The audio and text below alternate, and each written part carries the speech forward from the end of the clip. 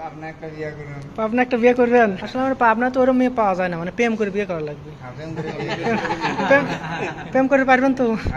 পারবেন। এর আগে কয়টা প্রেম করছেন? আসলে এখানে কি কোনো পাগল আছে এসব ভিতরে? মনে হয় পাগল আছে না, আপনার কি মনে? আমি আপনাকে জিজ্ঞেস করছি। মনে হয় নাকি বিয়ে করেন নাই? বিয়ে করছেন, চলে গেছে। আচ্ছা, এই মোবাইল কিনে দিয়েছিলেন আর প্রেম করে বউ চলে গেছে। আসসালামু আলাইকুম দর্শক মন্ডলী, আজ আমরা এসেছি বাংলাদেশের একমাত্র ও উপমহাদেশের মধ্যে অন্যতম প্রসিদ্ধ চিকিৎসালয় পাবনা মানসিক হাসপাতালে। আজ এই ভিডিওতে পাবনা মানসিক হাসপাতালের সংক্ষিপ্ত ইতিহাস ও এই হাসপাতালে চিকিৎসা দেওয়ার নাম করে ব্যবসায়ীদের যে রমরমা ব্যবসা চলমান আছে তার গোপন রহস্য উন্মোচন করব। তো চলুন বেশি কথা না বাড়িয়ে ভিডিও শুরু করা যাক।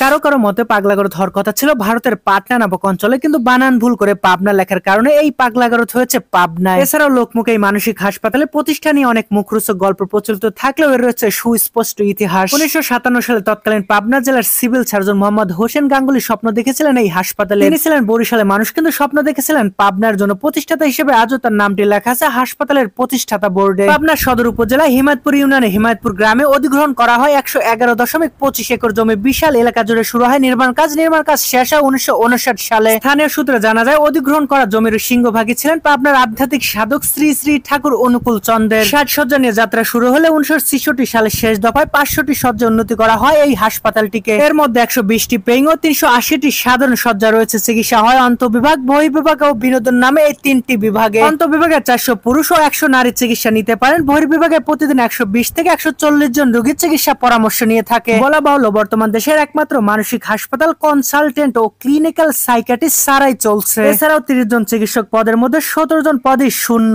আবাসিক medical officer, anaesthetist, clinical pathologist, biochemist, dental সার্জনের মতো গুরুত্বপূর্ণ চিকিৎসক ছাড়াই চলছে এই মানসিক হাসপাতাল। সীমিত চিকিৎসক ও জনবল দিয়ে যথাসম্ভব সেবা দেওয়া হচ্ছে বলে জানিয়েছেন হাসপাতাল কর্তৃপক্ষ। হাসপাতাল কর্তৃপক্ষের আশঙ্কা জরুরি ভিত্তিতে senior consultant, clinical psychiatrist, medical officer দ্রুত নিয়োগ করা না হলে হাসপাতালের চিকিৎসা সেবা মারাত্মকভাবে ব্যাহত হবে।